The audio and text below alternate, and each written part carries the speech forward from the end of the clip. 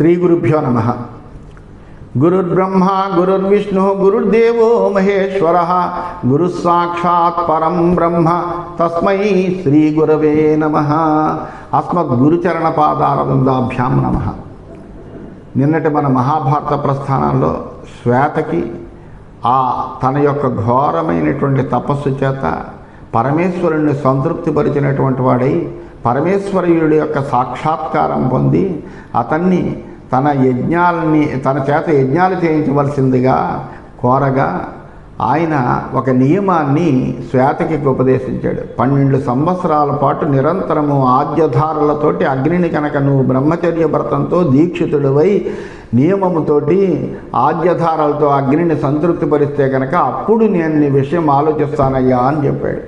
అందువలన అప్పుడు వెంటనే ఆ ఈశ్వరుడు చెప్పిన ప్రకారం 12 సంవత్సరాల పాటు కూడా ఆద్యధారాలతోటి బ్రహ్మచర్య వ్రతం అవలంబించినటువంటి వాడే నియమ నిష్టలతోటి ఆయన శ్వేతకి ఆద్యధారలతోటి నిరంతర ఆద్యధారతోటి అగ్నిని సంతృప్తిపరిచాడు. 12 సంవత్సరాల అయిన తర్వాత పరమేశ్వరుడు మరలా వచ్చేటప్పటికి మహానుభావ నువ్వు నాకు యాజకత్వం వహించి నా చేత యజ్ఞాలు చేయించాలని మళ్ళీ కోరగా బ్రాహ్మణులే ఈ యాజకత్వానికి అర్హులైనటువంటి వాళ్ళయ్యా, అందువల్ల నేను స్వయంగా నీకు యాజకత్వం వహించలేను, కానీ నా అంశతోటి భూలోకంలో పుట్టినటువంటి దుర్వాసుడు అనేటువంటి ఒక మహర్షి ఉన్నాడు, ఆయన నీకు యాజకత్వం వహిస్తాడు, ఆయన చెప్పినట్టుగా నువ్వు ఈ యజ్ఞయాగాదులన్నీ కూడా నీ చేత పూర్తి చేయిస్తాడు, అందువలన దానికి కావలసినటువంటి ఏర్పాట్లన్నీ నువ్వు చేసుకోవయ్యా అని చెప్పేటప్పటికీ ఆ పరమేశ్వరుడు చెప్పినటువంటి ఆ మాటలు విని శ్వేతకి సంతోషంతో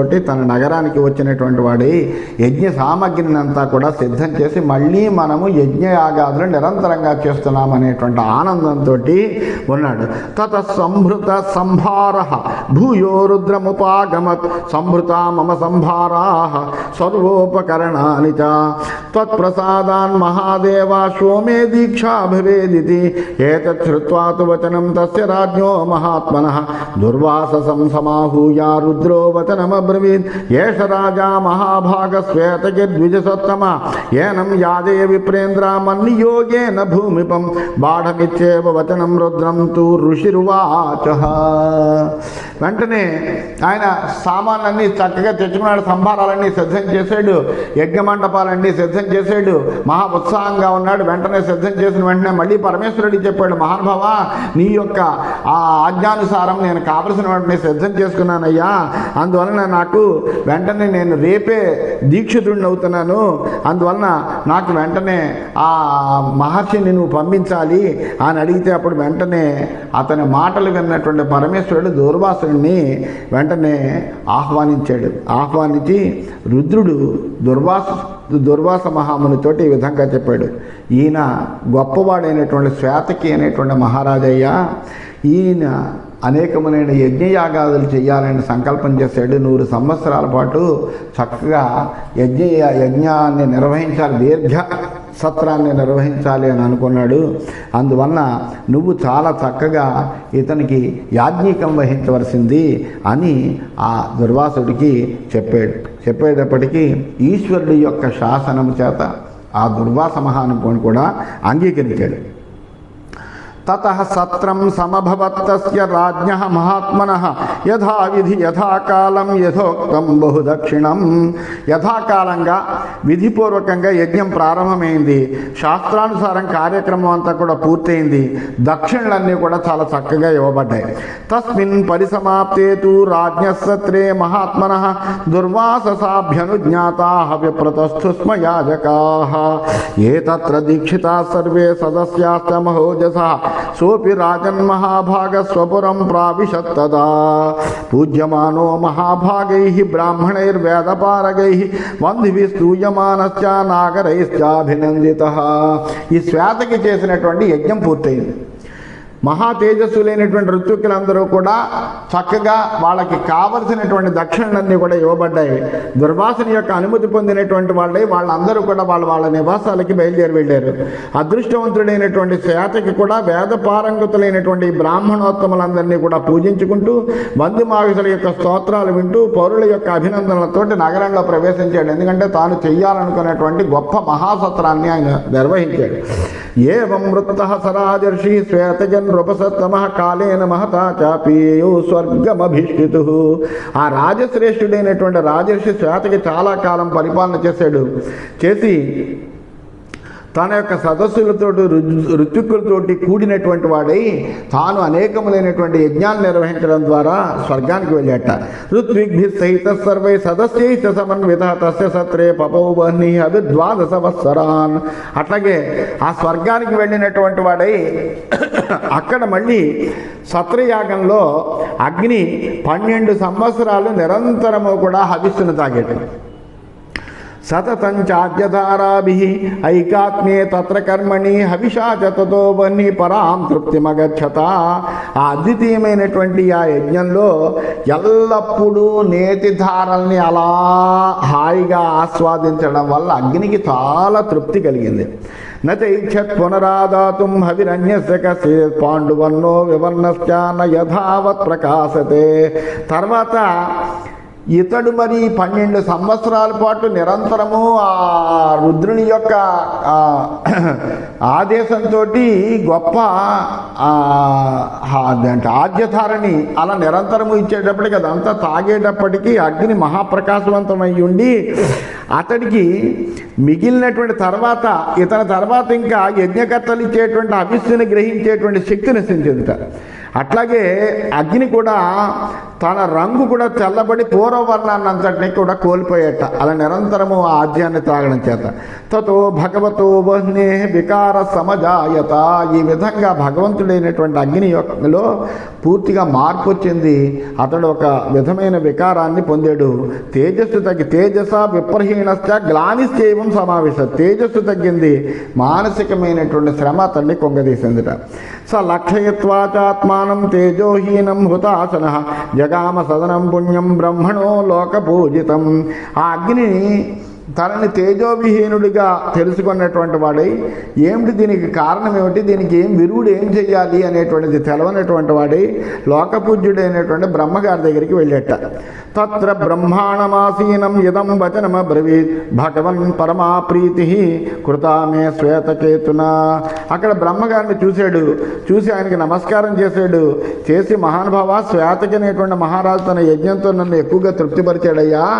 ఆ తృప్తిపరచడం చేత ఏమైందంటే అరుచిశ్చాభవ తీవ్ర తాం నశక్నోమి అపోహితం. నిరంతరము అట్లాగా ఆగిడి లేకుండా ఆద్యధారల్ని త్రాగడం చేత ఏమైపోయిందంటే ఆ హవిస్సుల్ని నిరంతరము గ్రహించడం చేత అరుచి కలిగింది నాకు. తేజస విప్రహీణోస్మి బలేన జగత్వతే ఇచ్చేయం తత్ప్రసాదేన స్వాత్మన ప్రకృతిం స్థిరాం. తేజస్సును కూడా కోల్పోయాను నేను, ఇప్పుడు బలహీనున్నయ్యాను. నీ అనుగ్రహంతో మళ్ళీ పూర్వపు శక్తిని పొంది స్థిరంగా ఉండాలి అని కోరుకుంటున్నానయ్యా అని ప్రార్థించాడు. ప్రార్థిస్తే ఏతచ్ఛ్రుత్వా హుతవహాత్ భగవాన్ సర్వలోకకృత్ హవ్యవాహిమిదం వాక్యం ఉవాచ ప్రహసన్నివా. ఈ విధంగా మాట్లాడినటువంటి అగ్ని మాటలన్నీ కూడా చాలా శ్రద్ధగా బ్రహ్మదేవుడు విన్నటువంటి వాడై ఆ బ్రహ్మదేవుడు అగ్నితోటి ఈ విధంగా నవ్వుతూ అతనితోటి ఈ విధంగా మాట్లాడేట. త్వయా 12 వర్షాణి వసోర్ధారాహుతం హవి ఉపయుక్తం మహాభాగా తేన త్వాం గ్లానిరావిశత్. మహానుభావ హవ్యవాహన, నువ్వు 12 సంవత్సరాలు పూర్తిగా వసుధార రూపంలో ఆ నేతిధారలన్నీ కూడా గురోలేవు. దాంతో ఏమైపోయింది, నీకు ఈ గ్లాని వచ్చిందయ్యా, నీకు ఈ కష్టమంతా వచ్చింది. తేజస విప్రహీణత్వ సహసా హవ్యవాహనామాగమస్వం యథావన్య ప్రకృతితో భవిష్యసి. అయితే నీకేమైపోయింది, ఇప్పుడు వైవర్ణ్యం వచ్చింది, మానసిక శ్రమ కలిగింది, అశక్తత కలిగింది. అందువలన ఇవన్నీ వచ్చాయి నీకు ఇప్పుడు. అయితే నువ్వు దీనివలన తేజస్సు కోల్పోయానని విచారించకయ్యా. నువ్వు మళ్ళీ తిరిగి తప్పనిసరిగా నీ యొక్క ప్రకృతిని, నీ యొక్క స్వభావాన్ని నువ్వు పొందుతావు. అరుచిం నాశయిష్యేహం సమయం ప్రతిపద్యతే. అయితే నేను నీ యొక్క ఈ అరుచిని పోగొట్టి నీకు సరైనటువంటి పూర్వరూపాన్ని కలిగిస్తాను. కానీ దీనికి సమయం పడుతుంది. అందువల్ల ఆ సమయం వచ్చినప్పుడే నేను నీ అరుచిని పోగొడతాను అని చెప్పాడు. పురా దేవనియోగేన యత్వయా భస్మసాత్కృతం ఆలయం దేవశత్రూణాం సుఘోరం ఖాండబంబనం తత్ర సర్వాణి సత్వాని నివసంతి విభావసు తేషాం త్వం మేధసా తృప్తః ప్రకృతిస్థో భవిష్యసి. పూర్వం దేవతల యొక్క ఆజ్ఞ అనుసారము నీ చేత ఏమైపోయిందంటే రాక్షస నివాసమైనటువంటి ఖాండవ వనం దహింపబడింది. అప్పుడు అక్కడ అన్ని రకములైనటువంటి దేవజంతువులు కూడా ఖాండవ వనంలో నువ్వు నివసిస్తూ ఉండేవి. వాటిని దహించడం ద్వారా నువ్వు మళ్ళీ కొవ్వు చేత, అంటే వాటి యొక్క మేధస్సుని నువ్వు పొందడం చేత నువ్వు స్వస్థుడు అవుతావయ్యా. గచ్చ శీఘ్రం ప్రదగ్ధం త్వాం తతో మోక్షసి కిల్బిషాదేచ ధృత్వాత్ వచనం పరమేష్టి ముఖాచ్యుతం అని ఆ ఖాండవనాన్ని దహించడం వల్ల నీకు ఈ యొక్క అరుచిపోతుంది, మళ్ళీ పూర్వరూపాన్ని నువ్వు పొందుతావు. కాబట్టి నువ్వేం చేస్తావంటే ఈ ఖాండవనావాహాన్ని, ఎందుకంటే పూర్వం నుంచి అక్కడ అనేక రకాలైనటువంటి దేవజంతువులన్నీ కూడా ఖాండవ వనంలో నివసిస్తున్నాయి దేవతల ఆజ్ఞ చేత. అటువంటి ఆ ఖాండవ వనము నువ్వు దహించాలి, అప్పుడే నీ యొక్క అరుచిపోతుంది. ఉత్తం జవమాస్థాయ ప్రదుద్రావహుతాసన ఆగమ్య ఖాండవం దావం ఉత్తమం వీర్యమాస్థిత సహసా ప్రాజ్వలచ్చాగ్ని క్రుద్ధో వాయు సమీరిత. అంతేకాకుండా ఎప్పుడైతే ఈ బ్రహ్మగారి మాట మాట్లాడేటప్పుడు అగ్నికి వెంటనే ఏంటి, తనకు తేజస్సు రావాలి, ఈ అరుచిపోవాలి, తన యొక్క శక్తి మళ్ళీ తిరిగి రావాలి అనేటువంటి కోరికతోటి అగ్ని వేగంగా ఖాండవ వనం దగ్గరికి వెళ్ళిపోయేట. ఆ ఖాండవ వనానికి చేరి తన బలమంతా కూడా మళ్ళీ కూడదీసుకుని వాయువుని కోరాడు. వాయువు యొక్క సహాయంతో, వాయువు యొక్క ప్రేరణ చేత కోపించి దహించేటువంటి ప్రయత్నం చేస్తే ప్రదీప్తం ఖాండవం దృష్ట్వా ప్రదీప్తం ఖాండవం దృష్ట్వా యేస్యుస్తత్ర నివాసినః పరమం యత్నమాతిష్ఠన్ పావకస్య ప్రశాంతయే. అయితే ఆ ఖాండవనాన్ని దహిస్తుంటే అది భగభగ మండిపోతుంది. ఆ ఖాండవనం అంతా చూసి అక్కడ ప్రాణులందరూ కూడా అగ్నిని చల్లార్చడానికి తమ ప్రయత్నాలన్నీ చేశారట. కరయిస్తూ కరిణ శీఘ్రం జలమాదాయ సత్వరా శిశుడు పావకం వృద్ధా శతశోధసహస్రత. అక్కడ వందల వేల కొద్ది ఏనుగులు ఉన్నాయట. ఆ ఏనుగులన్నీ కూడా తమ తొండాలతో జలాన్ని పూర్తిగా నింపుకుని అగ్నిని శాంతం చేయడానికి తొండాలతోటి ఆ అగ్ని మంటలన్నీ కూడా ఆర్పేసేట. బహుశీర్షాస్తతో నాగా శిరోభిర్జలసందతిం ముముచు పావకాభ్యాసే సత్వరా క్రోధమూర్ఛితా. అలాగే ఎన్నో పడగలు ఉండేటువంటి సర్పాలన్నీ క్రోధంతో వడివడిగా తమ శిరస్సుతో జలధారాలను అగ్ని మీద విడిచేట. తథైవ అన్యాని సత్వాని నానా ప్రహరణోద్యమై విలయం పావకం శ్రుత్వా శీఘ్రం అనయన్ భరదర్షభ. ఈ విధంగా అక్కడ ఉండేటువంటి ప్రాణులన్నీ కూడా తమ శక్తిని అనుసరించి జలధారణన్ని తీసుకొచ్చి జలాన్ని ధూళిని జమ్మడం ద్వారా ఈ అగ్నిని ఆర్పివేశాయి. అనేనతు ప్రకారేణ భూయో భూయస్య ప్రజ్వలన్ సప్తకృత్వ ప్రసమిత ఖాండవే హవ్యవాన. ఈ ప్రకారంగా మరలా అతను ప్రజ్వలితుడవుతున్నాడు.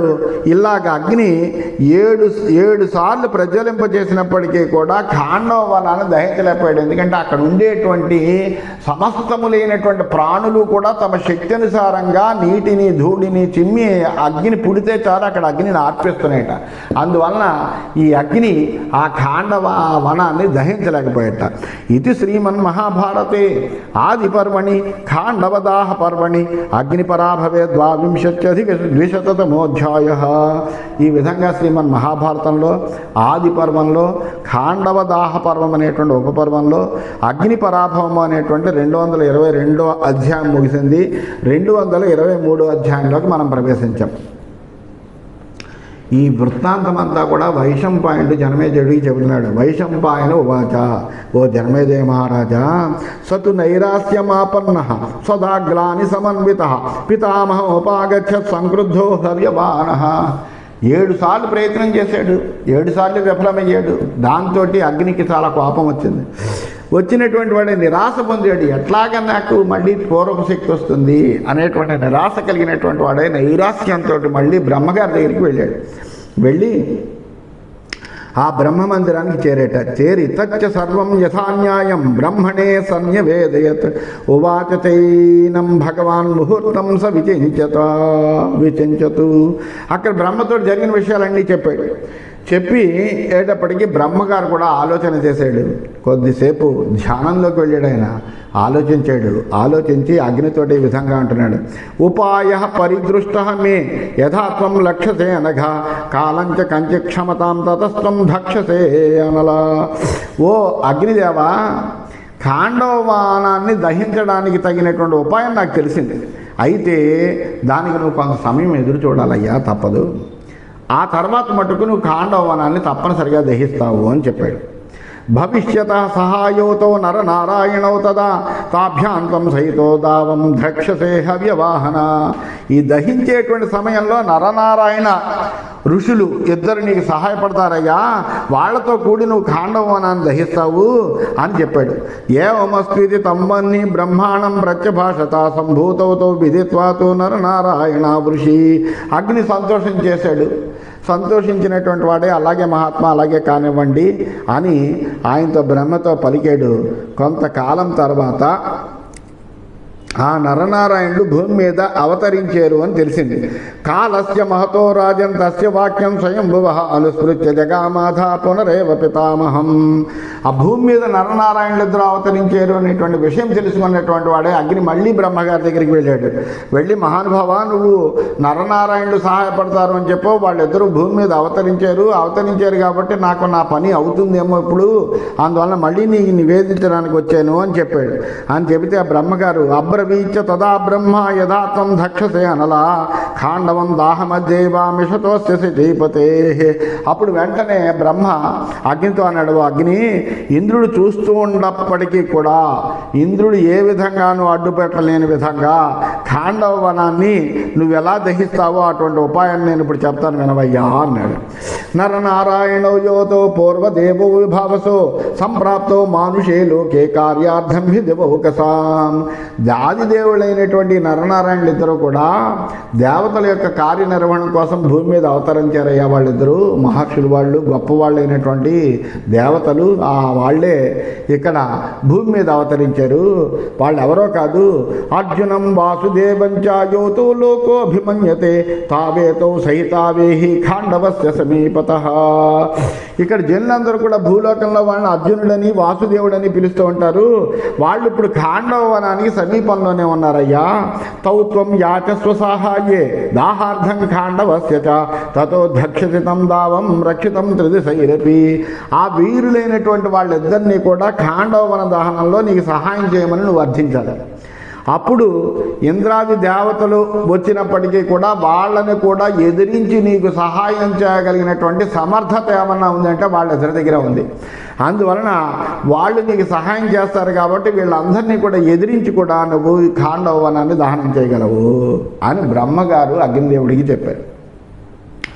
తౌతు సత్వాని సర్వాణి యత్నతో వారయిష్యత దేవరాజంచ సహితో తత్ర మే నాస్తి సంశయ. వాళ్ళిద్దరూ కూడా ఒక్కటై ప్రయత్నం చేస్తారు.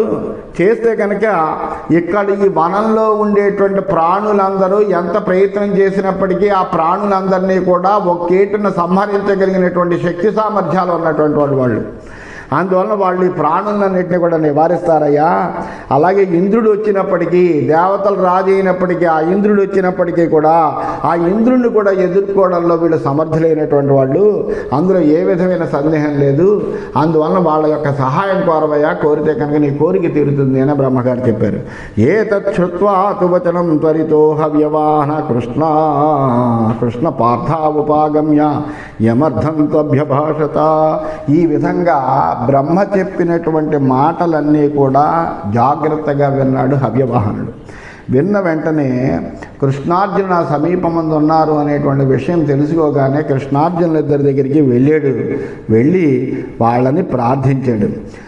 తం తే కథితవానస్మి పూర్వమేవ నృపోత్తమా తచ్చుత్వా వచనం త్వగ్రే భీభత్సుర్జాత వేదసం అబ్రవీన్ నృపశార్దూలా తత్కాల సదృశం వచ దిదిక్షుం కాండవం దావం అకామస్య శతక్రతో. ఇంత క్రితమే నీకు ఆ అగ్ని రావడము, ఆ వాసుదేవ అర్జునుని కృష్ణార్జునులిద్దరిని కూడా ప్రార్థించడము, కృష్ణార్జునులిద్దరూ సహాయం చేస్తామన్నము, ఇవన్నీ కూడా మనం చెప్పుకున్నాం కదయ్యా. అందువలన అగ్ని ప్రార్థన విన్నటువంటి అర్జునుడు ఇంద్రుడి యొక్క కోరికకు విరుద్ధంగా ఖాండవవన దహనం చేయడానికి తగినటువంటి కోరిక కలిగినటువంటి అగ్నితోటి ఆ సమయానికి అనుకూలంగా, ఇప్పుడు ఇంద్రుడు కూడా వీళ్ళకి ప్రతిగా యుద్ధం చేయడానికి వస్తాడనేటువంటి విషయం కూడా అర్జునుడికి తేటతల్లమైంది అగ్ని మాటలతోటి. అందువలన ఆ విషయాలన్నీ తెలుసుకున్నటువంటి వాడయ్యి ఆయన సమయానికి అనుకూలంగా అగ్నితోటి ఈ విధంగా మాట్లాడుతున్నాడు. ఉత్తమాస్త్రాణి మేసంతి దివ్యాని చ బహూని చ ఏరహం శక్నుయాం యోద్ధమపి వజ్రధరాన్ బహూన్. మహానుభావ అగ్ని, నా వద్ద గొప్పవైనటువంటి దివ్యాస్త్రాలు చాలా ఉన్నాయ్యా, వాటితో ఎంతమంది ఇంద్రులు వచ్చినప్పటికీ వాళ్ళతో నేను పోరాడగలను. ధనుర్మే నాస్తి భగవన్, అస్త్రాలైతే నా దగ్గర ఉన్నాయి కానీ సరైనటువంటి ధనుస్సు లేదయ్యా, వీటినన్నింటినీ కూడా చక్కగా వదలగలడానికి వీలైనటువంటి ధనుస్సు లేదు. ధనుర్మే నాస్తి భగవన్ బాహువీర్యేణ సమ్మతం కుర్వత సమరే యత్నం వేగం యత్ విషహేన్మమ. నా బాహువీర్యానికి తగినటువంటి ధనుస్సు లేదు, అంటే నేను బాహువులతోటి రెండు చేతులతోటి కూడా అస్త్రాలని విడిచిపెట్టగలను వేగంగా. అంత వేగంగా నేను అస్త్రాలని వదిలిపెట్టగలిగినటువంటి నా బాహువులకి తగినటువంటి ధనుసు నా దగ్గర లేదయ్యా. అందువలన అంటే ఆ వేగానికి తగినటువంటి ధనుసు లేదు. అందువలన ఈ సమరభూమిలో నిలబడాలి అంటే కావలసినటువంటి యుద్ధ సామగ్రి ఉండాలి మన దగ్గర. అందువలన శరైశ్చమే అర్ధో బహుభి అక్షయ క్షిప్రమస్యత నహి మూఢం రథశక్త శరాన్మమ యథేప్సితాన్. అలాగే చాలా ఇలా వేసేయమంటే శీఘ్రంగా వేగంగా వెళ్ళేటువంటి అక్షయ బాణాలు నాకు చాలా కావాలి. అన్ని బాణాలని మోయగలిగినటువంటి రథం లేదు నా దగ్గర. అందువలన ఒక ధనుస్సు కావాలి, రథం కావాలి, ఈ యుద్ధ సామగ్రి అంతా కావాలయ్యా. మనం యుద్ధానికి పెడుతున్నామంటే యుద్ధ సామగ్రిని అంతనే సిద్ధం చేసుకోవాలి. అశ్వాంశ దివ్యానిచ్చేయం పాండురాన్ వాతరం సహ రథం చ మేఘ నిర్ఘోషం సూర్య ప్రతిమ తేజసం తథా కృష్ణస్య వీర్యేణ నాయుధం విద్యతే సమం ఏన నాగాన్ విశాతాం చ నిహన్యాన్ మాధవోరణే. అలాగే ఈ రథం ఒకటి ఉంటే చాలదు, ఈ రథాన్ని వాయు సమానమైనటువంటి వేగంలో తీసుకెళ్ళగలిగేటువంటి తెల్లటి గుర్రాలు కూడా కావాలయ్యా. అట్లాగే మంచి మేఘధ్వని చేసేటువంటి సూర్య తేజస్సు కలిగినటువంటి రథం కావాలి. అలాగే శ్రీకృష్ణుడు ఉన్నాడు, గొప్ప పరాక్రమవంతుడు, అయితే అతని పరాక్రమానికి తగినటువంటి ఆయుధం కూడా లేదు. దాంతో కూడా యుద్ధంలో ఒక చక్కటి ఆయన పరాక్రమానికి తగిన ఆయుధమే కనుకుంటే కనుక ఈ యుద్ధంలో నాగులను పిశాచాలను అతడు సంహరించేస్తాడు. అందువల్ల ఉపాయం కర్మసిద్ధౌ చ భగవన్ భక్తుమర్హసి నివారయేయం ఏనేంద్రం వర్షమాణం మహావనే. ఈ కార్యసిద్ధిలో ఉపాయం కావాలి, ఎందుకంటే ఇంద్రుడే వచ్చి మనతో యుద్ధంతో పోటీ పడవచ్చు. అందువలన నువ్వు ఇప్పుడు చెప్పవలసింది ఏంటంటే ఈ ఖాండవ వనంలో వర్షించేటువంటి ఇంద్రుణ్ణి నివారించేటువంటి రథం, బాణాలు ఇవన్నీ కూడా చాలా అవసరమయ్యా. పౌరుషేణతు యత్కార్యం తత్కర్తారో స్వపావక కరణాన్ని సమర్థాన్ని భగవన్ దాతుమర్హసి. అయితే పౌరుషంతో నీకు సహాయంగా బాసటగా నిలిచి నీ యొక్క కార్యాన్ని సాధించడంలో సమర్థులమైనటువంటి మనుషులు మేమున్నాం. మాకు దీనికి తగినటువంటి సాధనాలు నువ్వే ఏర్పాటు చేయాలి. ఎందుకంటే మరి నువ్వు ఈ కార్యాన్ని అంతటినీ నిర్వర్తించమని మమ్మల్ని కోరేవు కాబట్టి దానికి తగినటువంటి సాధనాన్ని నువ్వే ఇవ్వాలయ్యా. అందువలన నువ్వు దాన్ని ఏర్పాటు చేయి, చేస్తే కనుక వెంటనే నీ కోరిక తీరుస్తామన్నారు. ఇది శ్రీమన్ మహాభారతే ఆది పర్వణి ఖాండవ దాహ పర్వణి అర్జునాగ్ని సంవాదే 23+200తమోధ్యాయ. ఈ విధంగా శ్రీమన్ మహాభారతంలో ఆది పర్వంలో ఖాండవ దాహ పర్వం అనేటువంటి ఉపపర్వంలో అర్జున అగ్ని సంవాదం అనేటువంటి 223వ అధ్యాయం పూర్తయింది. 224వ అధ్యాయంలోకి మనం ప్రవేశించాం. వైశంపాయన ఉవాచ. ఈ వృత్తాంతం అంతా కూడా వైశంపాయనుడు జనమేజయుడికి చెబుతున్నాడు. అది మనం మర్చిపోకూడదు. అందువల్ల జనమేజయ మహారాజా, ఏవ ముక్త స భగవాన్ ధూమకేతుర్హుతాసన చింతయామాస వర్ణం లోకపాలం దిదృక్షయ. అగ్ని తలుచుకుంటే, దేవతా స్వరూపుడైనటువంటి అగ్ని తలుచుకుంటే సాధనాలకేం కొదవా. అందువలన వెంటనే ఆయన ఏం చేశాడంటే అర్జునుడి మాటలు విన్నాడు. విన్న వెంటనే లోకపాలకుడైనటువంటి వరుణుని ఒక్కసారి మనస్సులో ధ్యానం చేశాడు. అలా ధ్యానం చేసేటప్పటికీ ఆదిత్యముదకే దేవం నివసంతం జలేశ్వరం సచతచింతితం జ్ఞాత్వా దర్శయామాస పావకం. అదితి కుమారుడు జలంలో ఎప్పుడు నివసించేటువంటి జలస్వామి అయినటువంటి వరుణుడు అగ్ని ధ్యానించాడని తెలుసుకుని వెంటనే ఆయనకి ప్రత్యక్షమయ్యట. తమబ్రవీద్ధోమకేతు ప్రతిగృహ్య జలేశ్వరం చతుర్థం లోకపాలానాం దేవదేవం సనాతనం. నలుగురు లోకపాలులతో సనాతనుడు జలేశ్వరుడు అయినటువంటి వరుణుని చూశాడు. వెంటనే అగ్ని ఆ వరుణుడికి నమస్కారం చేసి అతనితో ఈ విధంగా అన్నాడు. సోమేన రాజ్ఞాయ దత్తం ధనుశ్చైవేషు ధీచతే తత్ప్రయచ్చ ఉభయం శీఘ్రం రథం చ కపిలక్షణం. వరుణదేవా, నీకు పూర్వము సోముడు, రాజైనటువంటి సోముడు నీకు ధనుస్సునిచ్చాడు, అక్షయతూణి రాణిచ్చాడు, అలాగే కపిధ్వజంతో ప్రకాశించేటువంటి ఒక గొప్ప రథాన్ని ఇచ్చాడు. అవన్నీ కూడా నువ్వు నా కోసం అర్పించాలి అన్నాడు. అనేటప్పటికీ కార్యంచ సుమహత్వ పార్థ గాంధీవేన కరిష్యతి చక్రేణ వాసుదేవస్య తన్మమ ఆద్య ప్రదీయతాం. అంతేకాదా ఈ పార్థుడున్నాడంటే ఆ గాంధీవంతో గొప్ప సాధనకు పూనుకున్నాడు. అలాగే వాసుదేవుడు చక్రంతో నాకు సహాయపడాలి, కాబట్టి ఈ రెండు కూడా నువ్వు పట్టుకొచ్చి ఇవ్వాలి అన్నాడు. దదానీత్యేవ వరుణ పావకం ప్రత్యభాషత తదద్భుతం మహావీర్యం యశకీర్తి వివర్ధనం. వెంటనే వరుణుడు అగ్ని అడిగితే ఇంకా కాదనేదే ఉంది, వెంటనే ఇప్పుడే ఇస్తున్నాను అన్నాడు అగ్నితోటి.